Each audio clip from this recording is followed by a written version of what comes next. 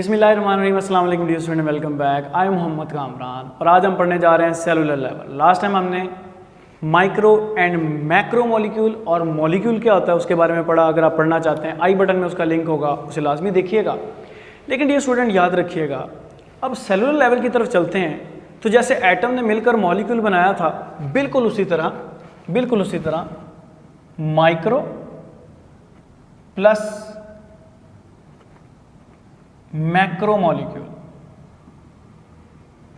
जब ये दोनों मिलते हैं micro molecule and macro molecule, तो ये करता है क्या है, ये बात ध्यान से सुननी है आपने। ये दोनों मिलते हैं और मिलकर या तो सेल बना देते हैं या सेल से कोई छोटा स्ट्रक्चर जिससे हम बोलते हैं सब सेलुलर स्ट्रक्चर, ऑर्गेनेली भी बोलते हैं, वो हम देखेंगे इसे, यानी कि सब सेलुलर स्ट्रक्चर। अब डियर स्टूडेंट याद रखिएगा माइक्रो और मैक्रो मॉलिक्यूल ने मिलकर सेल बनाना है।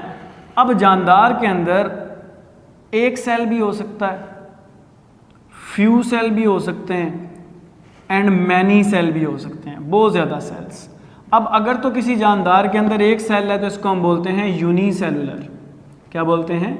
यूनिसेलुलर। और अगर कुछ हैं तो बोलते हैं इकट्ठे रह रहे हैं कॉलोनी बना के, तो कॉलोनियल्स।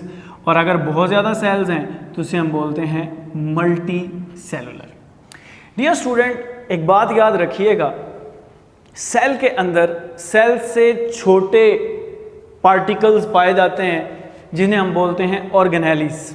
काफ़ी सारी हैं, न्यूमरस, बहुत ज़्यादा ऑर्गेनेलीज हैं, जिनमें ये मैंने इधर बनाई है माइटोकॉन्ड्रिया, ये हमारे पास लाइसोसोम्स हैं, ये हमारे पास लेट्स सपोज ये हमारे पास एंडोप्लाज्मिक रेटिकुलम है, ये हमारे पास वैक्यूल है। इसी तरह डियर स्टूडेंट हमारे पास सेंट्रियोल्स हैं, गोल्जी बॉडीज़ हैं, पेरोक्सिसोम्स हैं। चैप्टर हमने 9th क्लास के अंदर चैप्टर गालिबन 4 के अंदर इसके बारे में पढ़ा भी हुआ है, सेल के स्ट्रक्चर, उसके अंदर ऑर्गेनेलीज।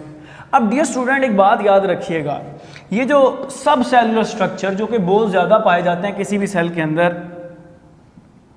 ये उसके सारे काम करते हैं, अकम्प्लिश ऑल फंक्शन, सारे के सारे काम सेल के कौन करता है? ये ऑर्गेनेलीज करती हैं। और ये काम कंपेरेबल है, यानी बिल्कुल वैसा ही है टू ऑर्गन।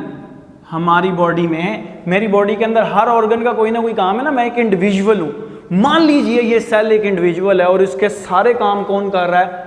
ये जो छोटे छोटे पार्टिकल्स हैं। इसलिए इन सब सेलुलर स्ट्रक्चर्स को डियर स्टूडेंट बोला जाता है ऑर्गेनेलीज। ठीक है, ऑर्गेनेलीज का लफ्जी मतलब ही क्या है? लिटिल ऑर्गन, छोटा ऑर्गन। जैसे ऑर्गन मेरे अंदर हार्ट एक ऑर्गन है, काम कर रहा है ना, बिल्कुल इसी तरह यहाँ पर भी ये छोटे छोटे सेल के ऑर्गन ही समझ लें इसे।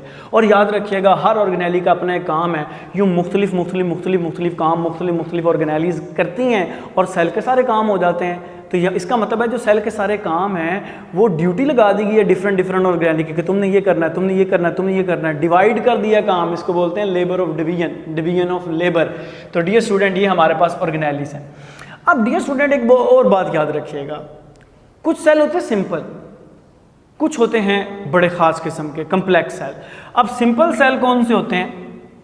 जिसके अंदर नो प्रोमिनेंट न्यूक्लियस, जिनके अंदर वाजिया न्यूक्लियस, ये मैंने आपके सामने ड्रा किया हुआ है, दिस इज द न्यूक्लियस, जिनके अंदर ये नजर आ रहा होता है, उससे हम बोलते हैं यूकैरियोट्स। ठीक है, तो इनके अंदर ये न्यूक्लियस जौन सा होता है, क्या होता है? बड़ा प्रोमिनेंट होता है, वाजिया होता है। ठीक है डियर स्टूडेंट, लेकिन प्रोकैरियोट्स के अंदर वाजिया नहीं होता। और भी बहुत ज़्यादा डिफरेंस है, मैं चैप्टर 4 में पढ़ा चुका हूँ, प्लेलिस्ट में जाके आप देख सकते हैं सारा, और बड़ा इंपॉर्टेंट वो लॉन्ग क्वेश्चन भी है। अब डियर स्टूडेंट याद रखिएगा ये प्रोकैरियोट और यूकैरियोट में और बड़ा फर्क पता क्या है? इन ऑर्गेनेलीज का। जैसे प्रोकैरियोट्स के अंदर खास पचीदा कम्प्लेक्स ऑर्गेनेलीज मौजूद नहीं होती, जैसे माइटोकॉन्ड्रिया प्रोकैरियोट्स के अंदर मौजूद नहीं होती, यानी double membrane bounded organelle prokaryote के अंदर मौजूद नहीं होती और यूकैरियोट्स के अंदर मौजूद होती है। नेक्स्ट लेक्चर में हम देखेंगे कैसे ये सेल मिलते हैं और मिलकर एक अगला अमेजिंग स्ट्रक्चर जिसे हम टिश्यू बोलते हैं वो बनाते हैं। तब तक अपना ख्याल रखिएगा। अल्लाह हाफिज़।